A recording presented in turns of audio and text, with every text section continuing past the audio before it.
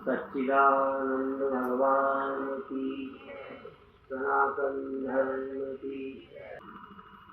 एक छोटा से छोटा कण, उसमें मिट्टी है। एक बड़ा से बड़ा आकार का ढेला, उसमें मिट्टी है।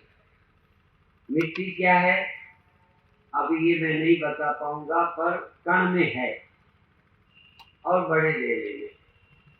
और मिट्टी आधार है, आश्रय है उस कण का और उस ढेले का।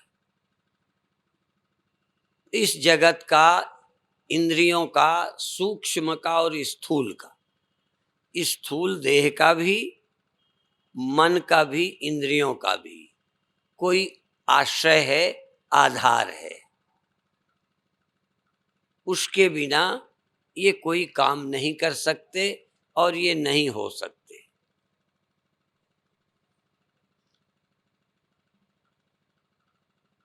स्वप्न होता है, उसका भी कोई न कोई आश्रय है, क्योंकि जो नहीं रहता वो किसी आश्रय में होता है। बनने वाली चीज, मिटने वाली चीज, आने वाली, जाने वाली, दिखने वाली किसी आश्रय में रहते हैं। इसलिए परमात्मा को परमाश्रय भी कहा है। जितने परमात्मा के विषय में शब्द हैं बड़े ही चिंतनीय हैं। कोई शब्द केवल शब्द नहीं होता, उसका कोई अर्थ होता है।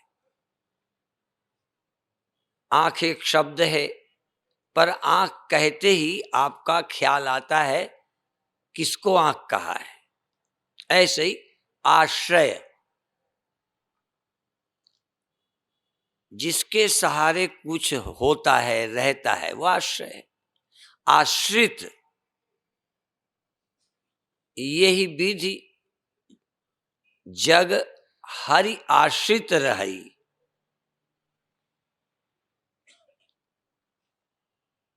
जगत हरि के आश्रित रहता है, जगत स्वतंत्र नहीं रहता। असल में वेद का चिंतन करने वाले कुछ लोग तीन चीजें अनादि, अनंत और स्वतंत्र मानते हैं। स्वतंत्र अस्तित्व तीन का, परमात्मा का, प्रकृति का और जीव का। जगत, जीव और परमात्मा का स्वतंत्र अस्तित्व है। हम स्वयं भी, और जिसका आश्रय लेकर हमने सुना और समझा वो वेदांत। हमारा ये विश्वास है, अनुभव है, विचार है कि एक ही चीज सर्वतंत्र स्वतंत्र है, वो है परब्रह्म परमात्मा, और कुछ भी स्वतंत्र नहीं है। स्वतंत्र का अर्थ भी जरा समझें। पत्नी पति से स्वतंत्र नहीं है, ये दूसरा अर्थ है। जानवर मनुष्य के अधीन हैं, यह एक अलग अर्थ है। लेकिन जब हम कहते हैं स्वतंत्र नहीं है, तो ऐसा नहीं पति पत्नी की तरह या जानवर आदमी की तरह। ऐसा ईश्वर और जीव परतंत्र या स्वतंत्र नहीं। हम ये कह रहे हैं संसार और जीव परमात्मा से स्वतंत्र नहीं हैं, उनके अधीन हैं, उनके अंकुश में हैं, ये अर्थ नहीं कर रहे हम ये अर्थ कर रहे हैं कि इनका परमात्मा से अलग अस्तित्व ही नहीं है। जैसे लहर का जल से स्वतंत्र अस्तित्व नहीं है। गुलाम है लहर, ये नहीं। गुलाम में दो होते हैं, एक गुलाम भी होता है, एक मालिक भी होता है, पर वो उसके अधीन काम करता है, इसको हम गुलाम कहते हैं। लेकिन लहर पानी की गुलाम नहीं है, या जल लहर का स्वामी नहीं है। या हम ये कहना चाहते हैं जल की स्वतंत्र सत्ता है, लहर की जल से स्वतंत्र सत्ता नहीं है, स्वतंत्र एग्जिस्टेंस नहीं है, वो अपना अस्तित्व ही नहीं रखती लहर। शब्दों के बड़े झीने फर्क हैं। तो जब हम कहते हैं जगत स्वतंत्र नहीं है, जीव स्वतंत्र नहीं है, इसका ये अर्थ नहीं करते कि जीव ईश्वर का गुलाम है। यह बहुत सारे मत सोचते हैं कि जीव ईश्वर का दास है, इसीलिए रामदास, कृष्णदास, फलाने दास, ईश्वर दास, गंगा दास, जमुना दास, स्वामी दास। दास का अर्थ जो नियंत्रित रहता है। जल से लहर नियंत्रित नहीं है, असल में लहर जल से अलग है ही नहीं, उसका अपना अस्तित्व ही नहीं है, जल का अस्तित्व है। तो जगत और जीव परमात्मा से भिन्न अपना अस्तित्व ही नहीं रखते। मालूम पड़ता है ये अलग विषय है। तो जितने धर्म प्रचारक हैं जीव को दास की भाषा में सोचते हैं। जैसे कोई कहे ढेला मिट्टी का गुलाम है, दास है। नहीं, ढेला मिट्टी से अलग ही नहीं है। इसीलिए कबीर साहब के शब्दों में राम मरे तो हमहु मरिए, राम मरेंगे तो मैं मरूंगा, राम नहीं मैं काहे को मरी। राम नहीं मरेंगे तो मैं कैसे मरूंगा, क्योंकि मैं राम से अलग होता तो मैं मर जाता, वो रह जाते। और फिर और एक समस्या है, यदि राम से कोई अलग होगा तो वो भी नहीं मरेगा, ये भी मैं बताऊं। जैसे राम नहीं मरेंगे तैसे यदि राम से अलग कोई है तो वो भी नहीं मरेगा, क्योंकि उसकी स्वतंत्र एग्जिस्टेंस हो गई, उसका अपना अस्तित्व हो गया। जिसका अस्तित्व होता है वो समाप्त नहीं हो सकता। लहर का चूंकि अलग अस्तित्व नहीं है, इसलिए लहर जल के रहते भी खो जाती है, क्योंकि स्वतंत्र नहीं है, केवल एक ख्याल है, एक बनावट है, वो अलग है नहीं। और जो अलग मानते हैं वो समझते ही नहीं, अलग मानते हैं समझते नहीं, अलग है ही नहीं। दोनों तरह से गलत है। अलग होती तो न मरती, और अलग नहीं है तो क्या मरेगी। मृत्यु दोनों तरह से झूठी है। यदि तुम्हारा अस्तित्व बिना ब्रह्म के है तो वो और तुम दोनों स्वतंत्र हो, अस्तित्व में स्वतंत्र हो, तो फिर उसका मरना मेरा नहीं हो सकता, मेरा मरना उसका नहीं हो सकता। जैसे पत्नी के मरने पर पति नहीं मर जाता, और पति के मरने पर पत्नी मर नहीं जाती, दुखी होती है। दुखी तो पति भी होता है। दुखी होने का मतलब अस्तित्व दो हैं, पर पत्नी पति के बिना रह नहीं सकती, दुखी रहेगी। इसीलिए पतियों के न रहने पर पत्नियां दुखी तो रहती हैं पर मर तो नहीं गई, क्योंकि पत्नी की एक एग्जिस्टेंस है, अस्तित्व है, और पति की अपनी है। यदि जीव का अपना अस्तित्व है तो ईश्वर मर जाता तो हम छाती पीटते, दुखी रहते, लेकिन मर तो न जाते। या हम मर जाते तो ईश्वर अपना अलग रहता। हम ईश्वर से भिन्न नहीं है। जब हम कहते हैं हम स्वतंत्र नहीं हैं तो हम ये नहीं कहते हम गुलाम नहीं हैं। स्वतंत्र नहीं का मतलब मेरा होना ही उनसे अलग नहीं है। भक्ति की भाषा में लोग दास की तरह सोचते हैं, हम हैं पर उनके दास हैं, हम हैं पर उनके नौकर हैं। ऐसा नहीं कि मालिक और हम दो नहीं हैं, पर उपनिषद कहते हैं जीवो ब्रह्मैव ना परः। आचार्य शंकर का यद्यपि वचन मैंने बोला, जीव ब्रह्म से अलग नहीं है, ये अर्थ ही दूसरा है। तो लोग ग्रंथों का अर्थ अपने ढंग से करते हैं। तो अभी हमको सोचना है हम किससे अलग हो सकते हैं, किससे नहीं। और जहां आप सोचते हो आप अलग हो, मुझसे आप अलग हो, पड़ोसी से आप अलग हो, पत्नी से आप अलग हो, आप अलग हो, आपका अलग अस्तित्व है, ये एक जगह है। दूसरा ये है कि मन से आप ऐसे अलग नहीं हो, जैसे पड़ोसी से अलग हो, जैसे देह से भी कभी अलग हो जाते हो, ऐसे आप मन से अलग नहीं हो सकते और मन तुमसे अलग नहीं हो सकता। अलग अलग होने में भी फर्क है। मन या तो होगा या खोएगा, मन से अलग होने का कोई उपाय नहीं है। इसीलिए संतों गुरुओं ने कहा मन तू ज्योत स्वरूप है, अपना मूल पहचान। अलग नहीं हो सकते। जिससे अलग हो सकते हैं उसका अलग अस्तित्व है, मेरा अलग है। लेकिन जीव से ब्रह्म या जीव ब्रह्म से अलग नहीं हो सकता। बारी बीच इमि गाँव ही वेदा।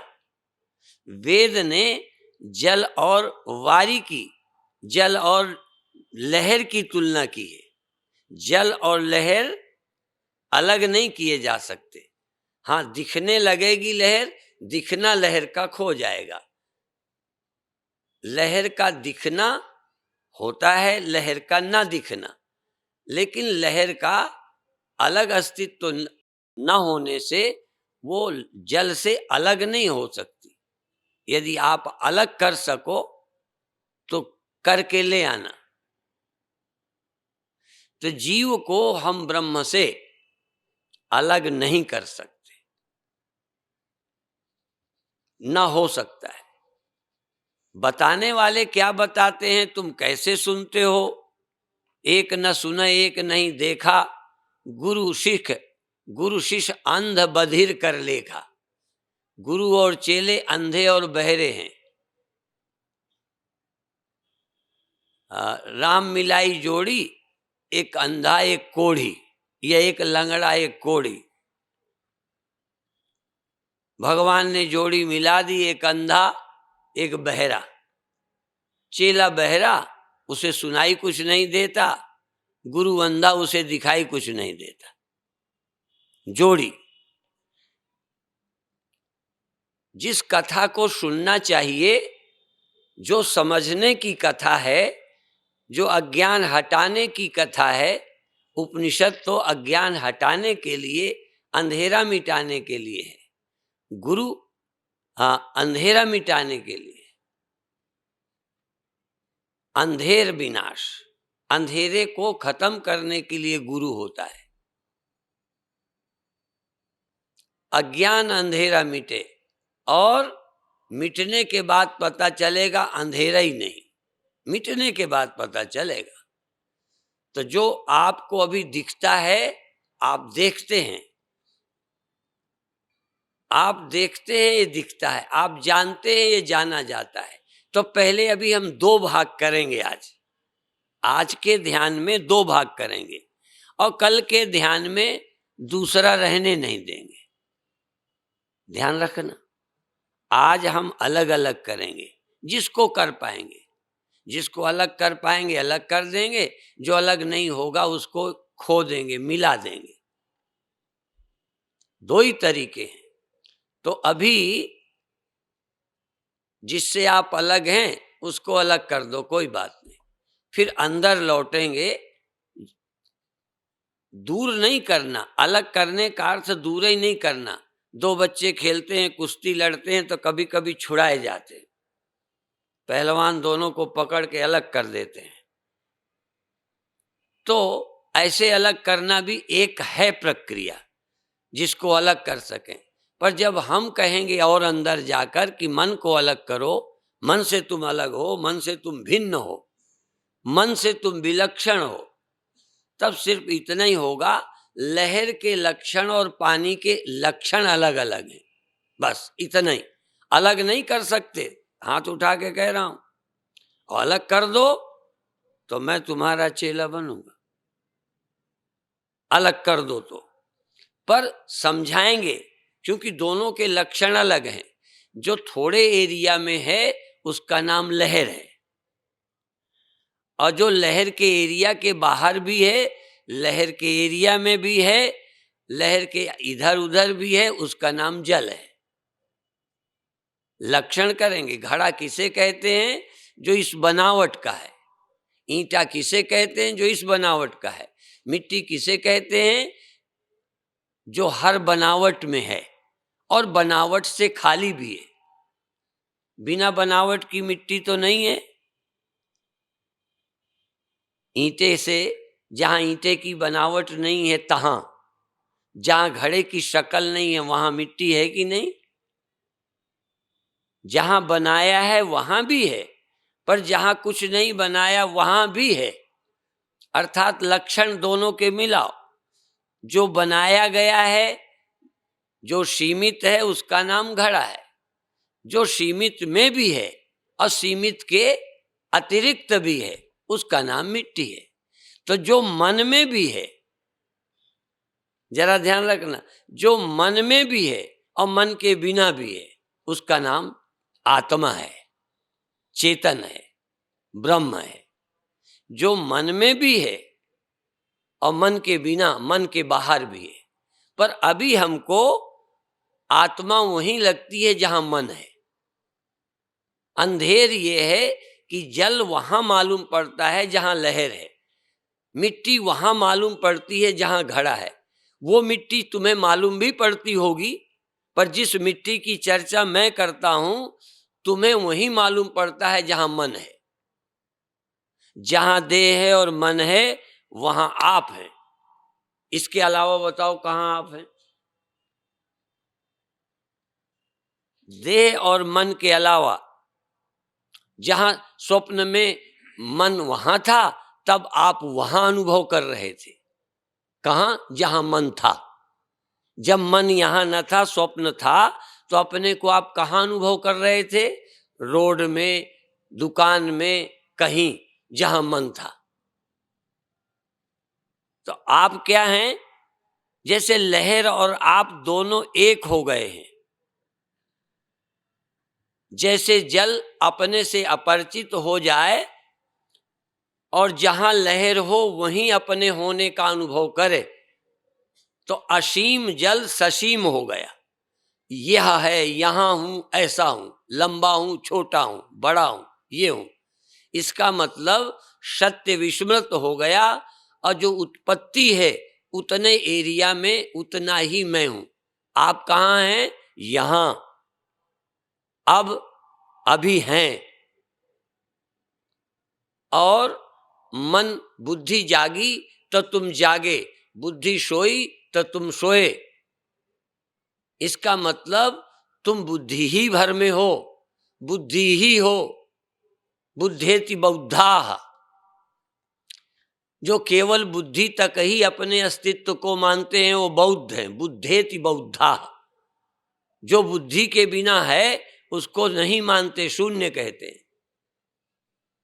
हम लोग कहते हैं बुद्धि ही शून्य होती है, आत्मा शून्य नहीं है, आत्मा अस्तित्व है। तो आप अपनी बुद्धि के एरिया में तो हो ही, बुद्धि है तब तक तो हो ही, तन और मन है तब तक तो आप हो जिंदा। तन मन ना होगा तब आप मर जाओगे। जब तक घड़ा है तब तक मिट्टी जिंदा है। क्यों? क्योंकि घड़े के अलावा मिट्टी है ही नहीं, तो मरेगी ही, घड़े के साथ मरेगी। पहले लोग पत्नी पति के साथ सती होती थी, और अध्यात्म में उल्टा है, बुद्धि और मन के साथ आत्मा सत्ता होता है। हाँ, ये मरे हम मरे, ये जिए हम जिए।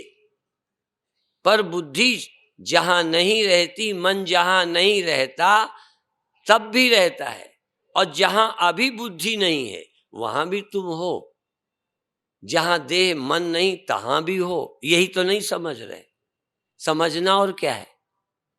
बुद्धि जब तक है देह तब है, तब तक तो गधा भी समझते ही ये जिंदा हूं, फिर आदमी की क्या और गुरु की क्या बात है। जैसे मिट्टी का अस्तित्व तो है ही नहीं, घड़ों का अस्तित्व तो ही मिट्टी है बस, देह और मन का अस्तित्व तो ही हम हैं बस। आप क्या हैं? और मन और बुद्धि के अलावा, देह के अलावा बताओ आप क्या हो। अब यही तो जानना है कि देह और मन के न होने पर भी मैं हूं। इसका नाम अध्यात्म है। और इसके लिए साधना और समझ दोनों चाहिए। तर्क से, अनुमान से, प्रक्रिया से, अन्वय व्यतिरेक से यही तो बताना है कि देखो उस समय नींद में बुद्धि नहीं थी तो क्या मैं मर गया था? अब बुद्धि आ गई तो क्या मैं पैदा हो गया? और अभी जागृत में बुद्धि है तो यहां हूं।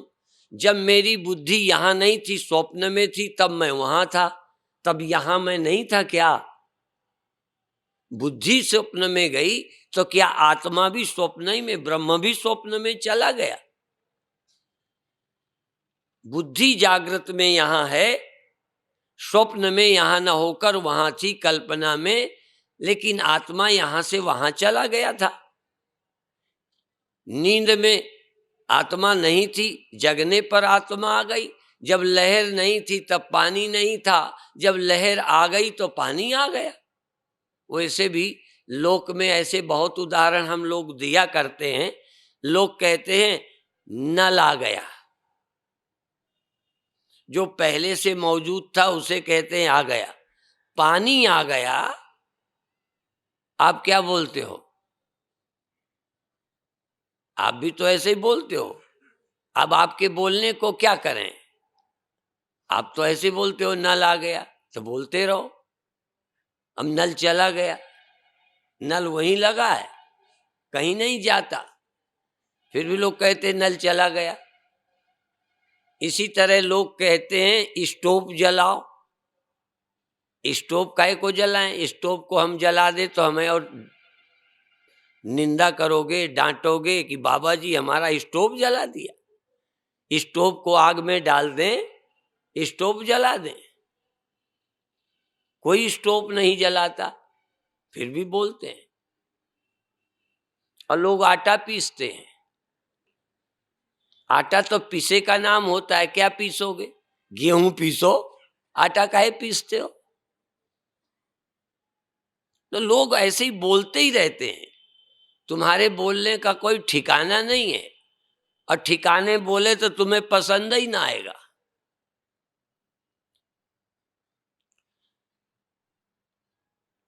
तो कौन सोता है, कौन जगता है? तुम यही कहते हो हम आए, हम आए। ख्याल आया, मन आया, जाग गए, लगता है हम आ गए यहां। जन्म क्या है? देह और मन का तैयार हो जाना, उसमें आभाषित होने लगना, आना। और प्राण की प्रक्रिया बिगड़ी, जैसे आप गए। आप अपने को जानते ही नहीं।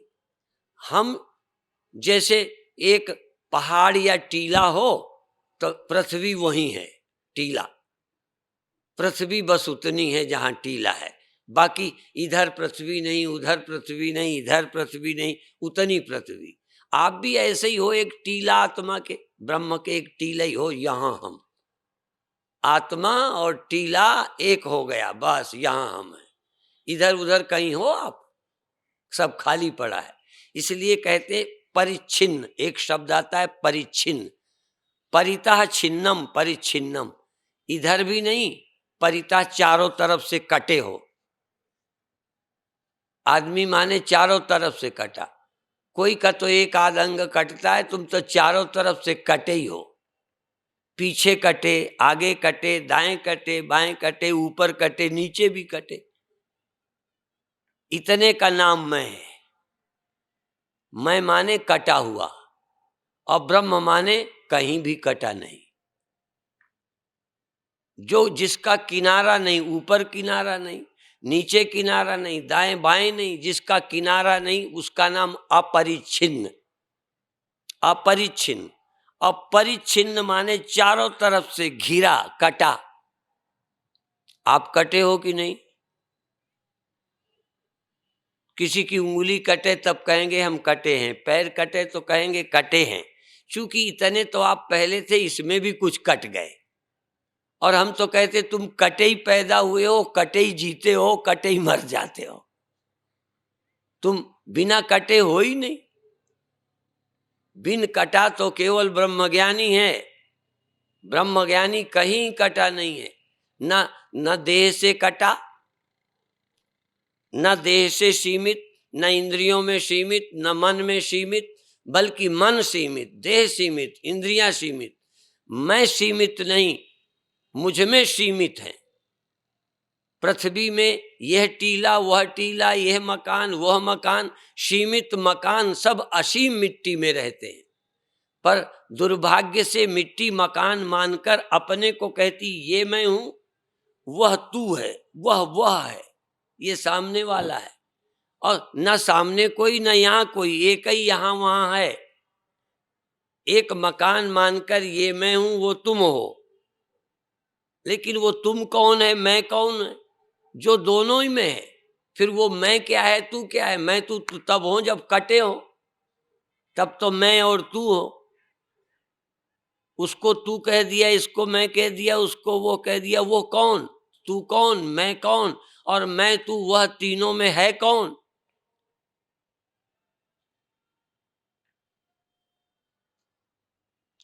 बिना विचार के कोई जिंदगी है? बिना विचार के तो गधा जीता है, कुत्ता जीता है। मनुष्य भी बिना विचार के जिए तो लानत है ऐसे मनुष्य को। मनुष्य विचार करके जीने को जन्मा है, बिना विचार के तो सब जीते हैं। इसलिए गुरुओं ने कुत्ता भी कह दिया, सुअर कह दिया। जो परमात्मा से वंचित है, स्मरण नहीं करता, खोजता नहीं, वह कुत्ता और सुअर की तरह है, जैसे सूकर श्वान। पर जो पुराने हो गए उनकी गाली नहीं लगती। यदि हम कह दें तो कहोगे सुअर कहते हैं। और क्या है? यदि ये बनावट भर को मैं मानकर जीना है तो अकल की क्या बात है? अकल तो है कि इस बनावट में, सीमित में असीम को देख पाना, इस ससीम में असीम को, परिच्छिन्न में अपरिच्छिन्न को, इस दृश्य में दृष्टा को, इस जड़ में चेतन को, इस जीव में ब्रह्म को देखना। तो ही तो देखना है। एकत्वम अनुपश्यता तत्र कह मोह कह शोक, एकत्वम अनुपश्यता। आत्मैवा भूत बीजानता तत्र कह मोह कह शोक। आत्मा ही वा भूत, सब आत्मा ही है, सब गोविंद है, सब गोविंद है। ये तो है ना, गुरुजनों ने ग्रंथों में कहा ना, सब गोविंद है, सब गोविंद है, गोविंद बिन नहीं कोई। क्या ये मेरा अनुभव बना? जीने की बात करोगे, अभी प्रैक्टिकल छोड़ो, प्रैक्टिकल को डालो भाड़ में। क्या तुम्हारी समझ मानती है सब गोविंद है? और क्या आधार है कि सब गोविंद है? कैसे मान लिया? आधार क्या है? हम चूंकि मिट्टी को जानते हैं इसलिए समझते हैं सब घड़े, सब घड़े, सब दीवार ईंटा मिट्टी के हैं, मिट्टी है, मिट्टी के हैं, वो दिख रहा है। पर ये सब गोविंद के हैं, ये सब ब्रह्म के हैं, सब आत्मा से सब हुआ है। एतद आत्मना आकाशा संभूता, आकाशाद वायो, वायो अग्नि, अग्ने आपा, अद्भ्या पृथ्वी, पृथिव्याम, पृथिव्याम औषधया। ये सब ब्रह्म से हुआ, आत्मा से हुआ। ये पढ़ा है कि अनुभव है? सब मुझसे होता है। भगवान कृष्ण कहे सब मुझसे हुआ है, वो गप मारते हैं। और यदि यहां घड़ा कह सकता है कि सब मिट्टी से हुआ या मैं मिट्टी हूं मुझसे ये घड़ा हुआ, तो दूसरा घड़ा नहीं कह सकता मुझसे घड़ा हुआ, क्योंकि नियम तो एक ही है, कोई और थोड़ा है। सिर्फ समझ का, सोचने का फर्क है, और वो सोचने का फर्क ही हटाना है। भगवान कृष्ण गीता सुनाकर अर्जुन की समझ और अपनी समझ की दूरी मिटा रहे। जो कृष्ण की अपनी समझ है वही समझ अर्जुन को देकर भगवान कृष्ण अपने स्तर पर अर्जुन को खड़ा करना चाह रहे। जरा भी कृष्ण में और अर्जुन में फर्क नहीं है। फर्क है सिर्फ गीता का और गीता के न होने का। जिनमें गीता है, जहां गीता का ज्ञान प्रकट हुआ है, वो कृष्ण है। जिनमें ये ज्ञान अभी सोया है, प्रकट नहीं है, वो अर्जुन है। गुरु और शिष्य के बीच दूरी इतनी है, एक एक अपने स्वरूप में स्पष्ट है, एक को अपने स्वरूप का पता नहीं, रूप में उलझा है। रूप में उलझा है, स्वरूप का पता नहीं। इतनी सी बात है, भाग्यशाली हो यदि यह अनुभव कर सको। अब आप आंख बंद करो, आंख बंद करो, और आज के ध्यान का लक्ष्य केवल दृश्य को देखना। और दृश्य के देखते समय मैं देख रहा हूं, मैं दृष्टा हूं, मुझे ये प्रतीत हो रहा है, मुझे ये और मैं दो ही हैं। आज अभी दो सुनाने को मैंने सब सुनाया, लेकिन अभी दो रखना है। आप आंख बंद करो, जरा प्राणायाम करो, लंबी श्वास लेकर खूब शरीर को, छाती को, सिर को भी, गालों को भी, गले को भी, और हो सके तो जैसे हाथों में भी हवा भर गई, सारे शरीर में हवा भर गई, गुब्बारे की तरह रोककर फिर छोड़ दो। सारे शरीर को गुब्बारा बना दो। वह रबड़ का है, ये चमड़े का गुब्बारा है। उसमें एक मुंह होता है, इसमें दो जगह से श्वास लेते हैं, नाक से भी मुंह से भी, पर इसमें एक बंद रखेंगे मुख, नाक से श्वास भरेंगे। उस गुब्बारे का मुंह दूसरा बंद करता है।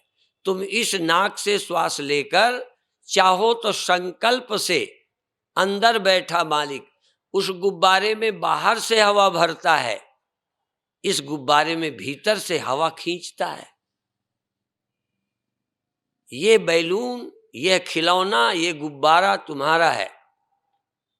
इस गुब्बारे में तुम भीतर रह के हवा भर लो और सारे शरीर में हवा को पहुंचा दो, हल्का हल्का, हाथों में, उंगलियों में, पेट में, पीठ में, गर्दन में, गले में, गालों में, आंखों में, सिर में हवा का प्रेशर, और धीरे धीरे छोड़ दो। फिर धीरे धीरे हवा भरो, खींचो नहीं, हाँ धीरे धीरे, धीरे धीरे हवा भर लो, और हवा को जरा सा प्रेशर से सारे शरीर में पहुंचा दो। जैसे गुब्बारे को दबाए तो हवा जहां कम फूला गुब्बारा है वहां को भगती है, या गुब्बारे की रबड़ तन जाती है। इसी तरह सारे शरीर में हवा भर दो और थोड़ी देर रोककर फिर छोड़ दो। इस क्रिया को भीतर रह के करते हो। फिर बताऊं, उस गुब्बारे में, बैलून में बाहर से लोग हवा फेंकते हैं, भरते हैं बाहर से।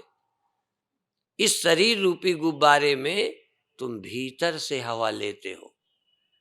यह परमात्मा का एक सिस्टम है कि हवा लेने को तुम बाध्य हो। हवा ले लो, थोड़ा रोक लो। उसमें रोकने के लिए बाल ट्यूब वगैरह लगाते हैं, कुछ धागे से मुंह बांध देते हैं, हाथ से पकड़ लेते हैं। तुम हाथ से बिना नाक पकड़े भी हवा रोक सकते हो। श्वास ले लेते हो, बिना नाक दबाए, बिना हाथ से नाक दबाए हवा रोक सकते हो, और धीरे धीरे छोड़ सकते हो। लेना भी भीतर से, संकल्प से शुरू करो, अब मैं लेना चाहता हूँ, ले रहा हूँ, ले रहा हूँ, ले रहा हूँ। उस गुब्बारे में कम ज्यादा हवा बाहर से भरते हैं, इसमें कम ज्यादा हम भीतर से लेते हैं। अभी तक हम नेचुरल श्वास लेते हैं, बहुत कम, थोड़ी ले लेते हैं, थोड़ी छोड़ देते हैं, रोकते तो हैं ही नहीं। अब हम क्या करें, थोड़ा देर तक लेंगे, थोड़ा देर रोकेंगे और धीरे धीरे छोड़ेंगे। बहुत अच्छे।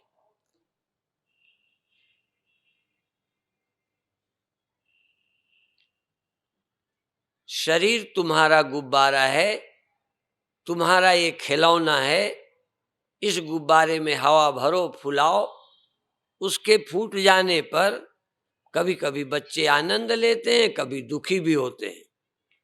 यह शरीर रूपी गुब्बारा एक दिन फूट जाएगा। गुब्बारे फूट जाते हैं, गुब्बारों का भरोसा क्या। उलझ मत, उलझ मत गुब्बारों में, गुब्बारों का भरोसा क्या। उलझ मत किनारों में, किनारों का भरोसा क्या। उलझ मत इन खिलौनों में, खिलौनों का भरोसा क्या। तू इसके भीतर जग रहा है, जाग, जाग, श्वास भर, आनंद से भर, प्रेम से भर, मस्ती से भर। क्या जो अभी तक मन से करते हो वही आनंद है? नया कोई आनंद प्रकट नहीं हो सकता। अभी तक नाचे कूदे खेले गाए बजाए मन का किया, आनंद अनुभव किया।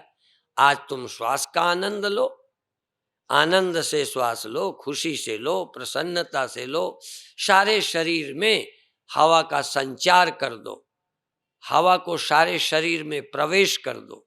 कोई नस नाड़ी उंगली एक कण भी रक्त का न बचे जिसमें मेरी प्राणवायु का प्रवेश न हो।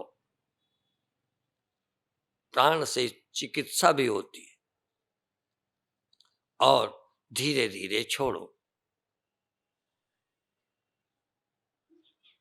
और अब रोकना बंद कर दो। धीरे धीरे श्वास लो, धीरे धीरे छोड़ो। लंबी और कर दो, लंबी और निकालो। रोकने का काम बंद। लंबी धीरे धीरे लेते जाओ, लेते जाओ, लेते जाओ। और अंदर जागे रहो, हवा कहाँ कहाँ पहुंच रही है, शरीर के किन अंगों में हवा का प्रवेश हो रहा है। शरीर में जहां सीधी हवा नहीं जाती तहां भी हवा का प्रभाव पहुंचता है। ऐसा नहीं कि हवा सिर्फ छाती में ही जाती है। छाती में जाती है, पूरा शरीर प्रभावित होता है, पूरा शरीर। रक्त का एक कण कण, रक्त का नाड़ी का एक हिस्सा हिस्सा मेरी श्वास से प्रभावित हो रहा है। सारे शरीर में हवा का, प्राणों का संचार। और फिर निकल गई, फिर ले ली, फिर निकल गई, फिर ले ली, फिर निकल गई। बार बार हवा को भरो और खाली करो, भरो और खाली करो, दो ही काम। यदि पानी किसी बर्तन में भरे और निकाले तो बर्तन साफ हो जाता है। इस शरीर में भी हवा भरेंगे, निकालेंगे तो इससे शरीर की शुद्धि हो जाएगी। और अब यदि रा से श्वास लेवें और मां से छोड़ें, देर तक रा, अब मन शुद्धि भी होगी। दोनों काम साथ साथ, शरीर शुद्धि प्राणायाम से, मन शुद्धि भजन से। रा से श्वास लीजिए, मां से छोड़िए और होश रखिए। एक भी श्वास बिना नाम के नहीं लेनी।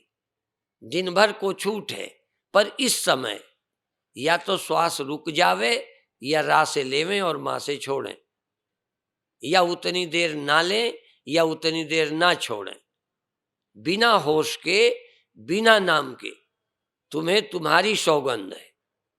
ध्यान के समय बिना मंत्र के श्वास नहीं लेनी और बिना मंत्र के नहीं छोड़नी। राम नाम एक महामंत्र है।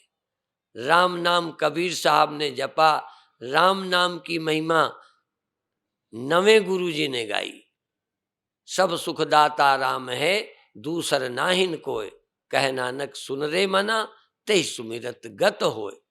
राम नाम का सुमिरन कर, रा से श्वास ले, माँ से निकाल, रा से ले, माँ से निकाल। अब प्रेम से, भक्ति से, एकाग्रता से, प्रसन्नता से, कोई बंधन नहीं, आनंद से ने। क्यों? राम नाम लेते लेते तो राम ही हो जाएगा।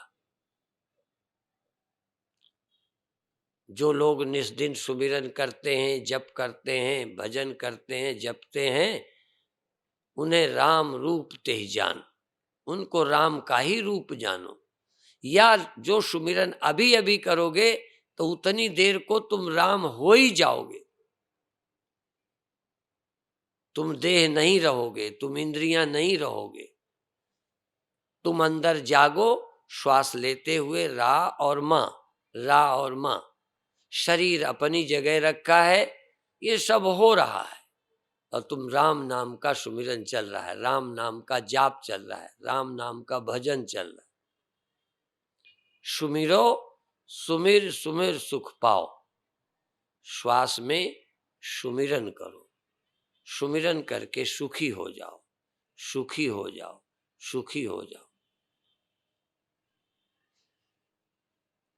बहुत अच्छे होश से रा कहते हुए श्वास लेना है, माँ कहते श्वास छोड़ना है।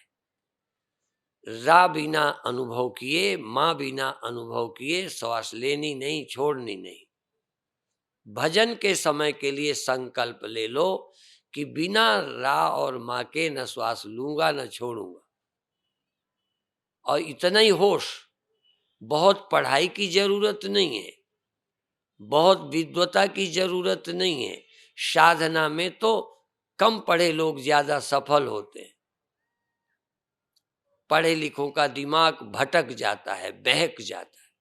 इसलिए इतना ही याद रखना है, कोई हजारों श्लोक नहीं याद करना, सिर्फ इतना कि श्वास लेते समय होश में थे आप, होश से राम नाम लिया है। श्वास लेते समय राम राम नाम चला, श्वास छोड़ते, श्वास लेते रा, श्वास छोड़ते माँ। इतनी सी बात याद रखनी है, भूल जाओ सब कुछ। मेरा प्रवचन मत सुनो, मेरी बात मत सुनो, कोई लेना देना नहीं। बस एक रा से श्वास लेनी, माँ से निकालनी, रा से लेनी, माँ से निकालनी। और मैं वही जो तुम्हें करना है वही मैं बोल रहा हूं। यहाँ करना बोलना और दो चीजें नहीं है। जो मैं बोलता हूं वही तुम्हें करना है और सहयोग हो गया। मेरा बोलना आपके लिए सहयोगी है, विरोधी नहीं है।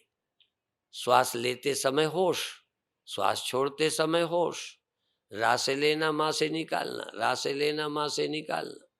धीरे धीरे रा माँ की लंबाई घटाते जाओ, जोर से नहीं घटाओ, जल्दी नहीं करो, पर जितना आपको अंदर से अच्छा लगे उतनी छोटी श्वास कर लो, उतनी छोटी निकालो। रा छोटा, माँ छोटा, राम नाम लघु नाम, छोटा सा नाम, इतने से तर जाओगे। छोटा सा नाम रा और माँ, लंबाई भी नहीं, रा और माँ, रा और माँ। अणो अणियान महतो महियान, अणु से अणु है प्रभु और महान से महान है। छोटा से छोटा, छोटा से छोटा, छोटा से एक बिंदु, छोटा से छोटा बिंदु मात्र, बिंदु इतना छोटा कि बिंदु एक पॉइंट जैसा। धीरे धीरे रामा। और अब जो कुछ भी है सब दृश्य है, तुम दृष्टा हो। श्वास दृश्य, मन दृश्य, इंद्रियां दृश्य, देह दृश्य, तुम चेतन, ज्ञाता, दृष्टा। तुम जानने वाले, ये जाना हुआ, तुम देखने वाले, ये देखा हुआ। यह दृश्य, तुम दृष्टा। ये ज्ञातव्य है, ज्ञेय है, तुम ज्ञाता हो। ये ज्ञेय है, तुम ज्ञाता हो। ये जड़ है, तुम चैतन्य हो। तुम्ही को पता है श्वास का, तुम्ही को पता है नाम का, नाम का पता तुम्हें, नाम चल रहा, श्वास चल रही, मन ठहरा है या चंचल है, तुम जानो। और जिसे जाना वो जड़ है, जिसे जाना वो दृश्य है। मैं चेतन हूं, मैं दृष्टा हूं, मैं जागा हूं, मुझे पता है, मुझे पता है। और मैं यहां हूं, पर मेरा प्रभु यहां भी है, सर्वत्र भी है। बस धीरे से, मैं लहर हूं, मेरा आधार, मेरा मालिक, मेरा आश्रय जल मुझ में भी है, और जहां मैं नहीं है वहां भी है। जब मैं है तब भी है वो, जब मैं खो जाती है, सो जाती है, तब भी है। मैं कभी सावधान, कभी असावधान, लहर कभी है, कभी खोई, कभी जागी, कभी सोई, कभी चंचल, कभी खत्म। ये जो मैं है, ये मैं उसका एक स्फुरण है। स्फुरण ही केवल वो नहीं है, वो स्फुरण से अतिरिक्त भी है। ये मैं के बुलबुले हैं, वो अथाह सागर है। इसलिए ये मैं को पहले जगाओ, और अंत में मैं को, सीमित मैं को असीम में विलय हो जाने दो, तो अहंकार मिट जाएगा। पर पहले अहंकार तक, मैं तक पहले पहुंचो। पहले देह से मैं को निकालो, इंद्रियों से मैं को निकालो, श्वास पर ले जाओ, फिर मन से मैं को निकालो। मन से मैं को निकालो, मन खो जाएगा। विचारों से निकालो, विचार लय हो जाएंगे। होश में रहो, और भी है तो होश मैं हूं। देह होश नहीं है, देह चेतन नहीं है, इंद्रियां चेतन नहीं है, मन चेतन नहीं है, मैं चेतन हूं। मेरी चेतनता आंख में है, मेरी चेतनता कान में है, मेरी चेतनता देह में है, मेरी चेतनता मन में है। मेरी चेतनता से आंखें देखती हैं, मेरी चेतनता से कान सुनते हैं।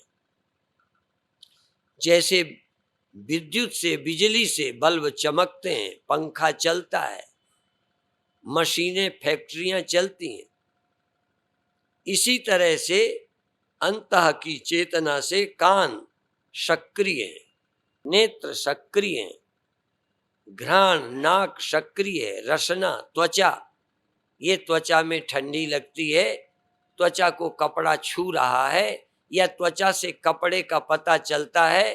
पर क्यों? क्योंकि मैं हूं। मेरी जागरूकता सारे शरीर में है, मेरी जागरूकता मन में है, चैतन्यता मेरी है। पर मेरी चैतन्यता भी मेरी नहीं है, मेरे में चैतन्यता प्रभु की है, सब में चैतन्यता प्रभु की है। जैसे लहर में लहरपना पानी का है, घड़े में है पना मिट्टी का है, औजार में औजार का होना पना लोहे का है। ऐसे ही संसार भर में संसार का होना पना ब्रह्म के कारण है, मन में होना पना चेतन के कारण है। मन का होना, ख्याल का होना, कल्पना का होना चेतन पर निर्भर है। इसलिए जब तक दो हैं, यह है कल्पना, ये है ख्याल, ये है आंख, ये है देह, और मैं हूं इनका ज्ञाता, मैं हूं इनका दृष्टा। ये जड़ है, मैं चेतन। और धीरे धीरे संभव है कि ये तुम में लीन हो जाए। लीन बने रहे, ये मैं नहीं कहता। हो सकता है एक सेकंड को चेतन तो रहे, मन न रहे। एक सेकंड को सावधान रहो, हो सकता है आंख खो जाए, चेतन रह जाए। आंखें देखने के लिए पैदा हुई हैं, यदि मुझे और कुछ न देखना हो तो आंख मुझी में लीन हो जाएगी, कान मुझी में लीन हो जाएंगे, यदि मुझे बाहर का कुछ सुख न भोगना हो, और से न मिलना हो, और की मुझे जरूरत ना हो, तो मेरा मन मुझी चेतन में लीन हो जाएगा, मन अलग नहीं बचेगा। वहां पर आंखें नहीं जाती, लहर वहां नहीं जाती जहां पानी रहता है। हाँ, पानी वहां आता है जहां लहर है, पर लहर में तो पानी रहता है, पर एक जगह है जहां पानी रहता है, लहर नहीं। तो क्या होता है, लहर का लहर पना खो जाता है, पानी पना रह जाता है। तो आंखों का आंख पना आज नहीं कल खो सकता है, मन का मन पना खो सकता है। न तत्र चक्षुर गच्छति न वाग गच्छति न मनो, वहां मन नहीं जाता, फिर कहाँ कहीं रह जाता है? नहीं, वहां तक पहुंचते पहुंचते मन मन नहीं रह जाता। लहर पानी तक पहुंचते पानी रह जाता है, घड़ा मिट्टी तक पहुंचा कि घड़ा खो गया। तो मन मन नहीं रहता, बुद्धि बुद्धि नहीं रहती, चैतन्य ही चैतन्य रह जाता है। और जब मन बुद्धि नहीं रहते तो चैतन्य की सीमितता खो जाती है, चेतन असीम हो जाता है। जैसे लहर पना खोए तो जल सीमित नहीं असीम हो गया, क्योंकि लहर की सीमितता ही पानी को सीमित का भ्रम कराती है। इसी तरह मन और बुद्धि का एक देशी होना मेरी आत्मा की व्यापकता को सीमित बनाता है, और मन और बुद्धि का खोना चेतन की असीमता है। चेतन अखंड है, अनंत है, अनादि है। इसलिए काहे रे बन खोजन जाई, सर्वनिवासी सदा अलेपा तो ही संग समाई। बहुप मध्य ज्यों बास बसत है, मुकुर मध्य जस छाई, तैसे ही हरि बसै निरंतर, घट ही खोजो भाई बाहर भीतर। अब ये लाइन है, बाहर भीतर एको जानो। इस मन में और मन के बाहर, इस बुद्धि में और बुद्धि के बाहर, बाहर भीतर एको जानो, ये गुरु ज्ञान बताई। जन नानक बिन आपा चीन्हे, मिटे न भ्रम की काई। अब मन जहां है वहां तो हो, एक छलांग और, जहां मन नहीं वहां भी तुम्हारी सत्ता है, पर तुम्हें मैं करके मन में लगता है, मैं करके इस बुद्धि में लगता है। तो मन बुद्धि में ही आत्मा नहीं है, लहर में ही जल नहीं है, अलग भी है, बाहर भी है। बाहर का मतलब लहर से अतिरिक्त, तो मन के अतिरिक्त भी चैतन्य है। केवल मन में ही नहीं, बुद्धि में ही नहीं, पर जहां मन बुद्धि है वहीं भ्रम हुआ है सीमितता का, और भ्रम भी वहीं तोड़ना है। इसलिए मन बुद्धि से भ्रम हुआ, और मन बुद्धि से ही भ्रम तोड़ना है कि मैं असीम हूं, अनंत हूं, सर्वत्र हूं। तुम केवल यहां ही नहीं, मन के बिना देखो, मन के ख्याल को छोड़ो, तुम ही सर्वत्र हो, तुम ही सर्वत्र हो, तुम में ही सब कुछ है, तुम में ही सब कुछ है, तुम सब में, सब तुम में। यही ईशावास्य उपनिषद का 6वां 7वां मंत्र कहता है। उपनिषद के अनुसार ध्यान करो। तम तो उपनिषदम पुरुषम पृच्छामि, मैं तुमसे औपनिषद पुरुष को पूछता हूं। उपनिषद वाला पुरुष, उपनिषद पुरुष ब्रह्म है। बाकी अज्ञानियों के तो बहुत पुरुष हैं, पुरुष ही पुरुष हैं। क्षर पुरुष है, अक्षर पुरुष है, पुरुषोत्तम है। 3 पुरुष तो कम से कम यही, मर जाने वाला पुरुष, न मरने वाला, न जन्मने वाला अक्षर पुरुष, और अक्षर से पुरुषोत्तम, जिसके कारण सब होता है, सब रहता है, लय होता है, ऐसा। इसीलिए अव्यक्तात् पुरुषः परः। लोग पूछते हैं ब्रह्म क्या है, कार्य ब्रह्म क्या है, कारण ब्रह्म क्या है, कारण कार्य से परे ब्रह्म क्या है। लोग पूछते हैं पर ब्रह्म क्या है, तो फिर ब्रह्म क्या है? तो ब्रह्म क्षर ब्रह्म सृष्टि, अक्षर ब्रह्म जीव, और पर ब्रह्म चैतन्य। जो सब जीवों का और सृष्टि का अधिष्ठान है, जिसके बिना कुछ नहीं। उसी अर्थ में है सब गोविंद है, सब गोविंद है, गोविंद बिन नहीं कोई। बहुत अच्छे। अब 1 मिनट जैसे जो कुछ होता है होने दें, ना आंख से मतलब, आप हैं, बस इतना ही। आंख है तुरंत कहो आप हैं कि नहीं, यदि कान है तो आप हैं कि नहीं। यदि आपको कोई ख्याल आया तो उस ख्याल के पास, ख्याल के आधार, ख्याल के आश्रय तुम हो कि नहीं। ख्याल क्या निराधार, जैसे लहर क्या बिना पानी के बनेगी, क्या बर्तन बिना मिट्टी का बनेगा, क्या औजार बिना लोहे के बनेंगे, ऐसे क्या ख्याल शून्य में पैदा होगा। तुम्हारी सत्ता ना हो तो ख्याल कोई उपज सकता है। स्वप्न बनेगा तो कौन होगा जिससे स्वप्न बनेगा, कैसे दिखेगा, किसे दिखेगा। स्वप्नों के अधिष्ठान, विचारों के अधिष्ठान, सुख दुख के अधिष्ठान, निद्रा जागृति के अधिष्ठान चैतन्य तुम ही हो। तुम्हारे बिना तो ख्याल ही नहीं पैदा हो सकता। पर अज्ञानवश ख्याल को तुम मैं समझते हो। तुमसे ख्याल उपजा, तुमसे ख्याल रहा, तुम में ख्याल समा गया, और ख्याल के कारण तुम अपने को सीमित मानने लगे। तुम ख्याल की सीमा छोड़ो, देखो असीम तुम ही हो। संपूर्ण सृष्टि और मन आदि तुम में उपजते हैं और तुम में लय हो जाते हैं। मयि अनंत महाम्बोधौ जगत बीची स्वभावता उदेति वास्तमाया तू न मे वृद्धिर न मे क्षति। मुझसे सब होता है। इस चैतन्य की महत्ता को समझो। तुम कोई बुलबुला नहीं हो, कोई तुम जुगनू नहीं हो जो थोड़ा सा चमकते हो। केवल यहाँ चमकने वाली जुगनू, केवल यहाँ चमकने वाला तारा, केवल यहाँ मैं में लगने वाला एक ख्याल, इस ख्याल के अधिष्ठान आश्रय हो। इस चैतन्यता का विचार करो, और जो कुछ तुम्हें ख्याल में आए, फिर 1 मिनट, जो ख्याल में आए उसका ज्ञान तुम्हें हुआ।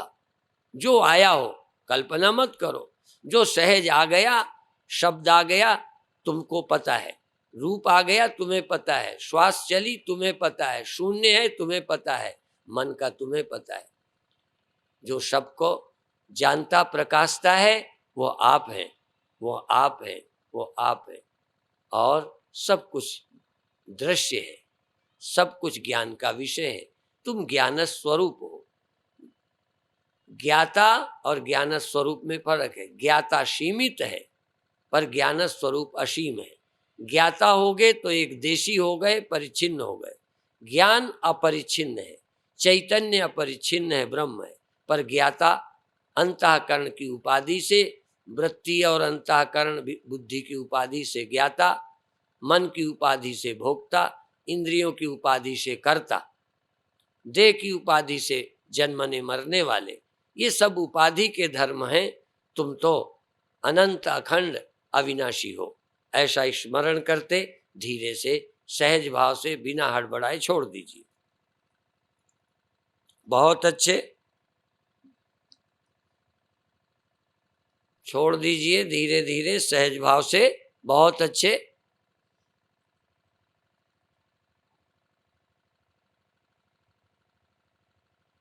जैसे अध्यापक उंगली पकड़कर बच्चों से लिखाता है, हम भी शब्द के सहारे आपकी सुरति को, आपकी चेतना को अपने शब्द के सहारे वहां तक ले जाने का प्रयास कर रहे हैं जहां अविकारी परब्रह्म अपरिच्छिन्न एकमेवाद्वितीय है। आज नहीं कल स्पष्ट होगा। और अधिक से अधिक लोगों को सूचित करें। शाम को तो आना ही है, पर कल की सुबह की सभा में और 2 दिन का टाइम है। सुबह की सभा में अधिक से अधिक लोग आकर ध्यान का लाभ लीजिए, क्योंकि कुछ करोगे तो समझने के लायक बनोगे। समझने के बाद कुछ करना बाकी नहीं रहेगा। समझने के पहले कुछ करते करते समझ आएगा क्या बदल जाता है, क्या चलता है, क्या दिखता है, क्या खोता है, कब तक जागे रहे, कब नींद आ गई, कब मन असावधान हुआ। और जब भी तुम जान लोगे कि मन असावधान हुआ, इसका मतलब मन असावधान हुआ, साक्षी तुम। तो ये साक्षी क्या होता है? ये समझ में सुनने भर से नहीं आता, तभी समझ आएगा जब प्रैक्टिकल करोगे क्या है साक्षी। और जब नींद भी आएगी, जगना भी आएगा, फिर ये लगेगा नींद में कहाँ साक्षी था। तो ये बातें धीरे धीरे स्पष्ट हो जाएंगी, हमें भी धीरे धीरे हुई। कल परसों मैंने कहा था मुझे लगभग 71 वर्ष आयु है और 51 वर्ष का संन्यास। 51 वर्ष में एक ही पापड़ बेलते रहे, दूसरे नहीं, एक ही काम, एक ही, और कुछ किया ही नहीं। और कुछ तो ऐसे ही है जैसे ज्वार के खेत में डंठल पैदा हो, धान के खेत में पयाल, ऐसे ही हमारा काम ब्रह्म चिंतन, ब्रह्म चिंतन, ब्रह्म चिंतन। और अस्पताल हैं, स्कूल हैं, ये है, वो है, आश्रम है, ये तो ऐसे ही है कि वेदांत सुनते सुनाते में जो पैदा हो गया वो अस्पताल में लग गया, स्कूल में लग गया, आश्रम बन गया और काम होने लग गए। वो तो ऐसे ही होते हैं। और जो कोई बोता है अनाज अपने लिए बोता है और घास फूस जानवरों के लिए। तो जो शरीर के स्तर पर जीने वाले जानवर हैं उनके लिए और सब हमारे काम है। और जो मनुष्य की तरह उनके लिए हमारी कथा है। मनुष्यों के लिए कथा और बाकी व्यथा वालों के लिए अस्पताल, स्कूल, आश्रम, बूढ़े लोग पढ़े रहें और ऐसे ही स्कूल में बच्चे पढ़ लें, बीमार इलाज करा लें, वो हमारी स्वाभाविक है, उसमें हमारा प्रयत्न नहीं है। झुकाव है अन्न पैदा करने में, चारा पैदा करने का झुकाव नहीं है। अस्पतालों में मेरा झुकाव नहीं, विद्यालयों में झुकाव नहीं, पर हो रहे हैं। लोग समझेंगे स्वामी जी ने किया, मैंने बिल्कुल नहीं किया, हो गए हैं। जो पैसा आ जाता है कहीं ना कहीं लग जाता है। मेरा झुकाव तुमको ब्रह्म ज्ञान देने में है। ओम शांति शांति।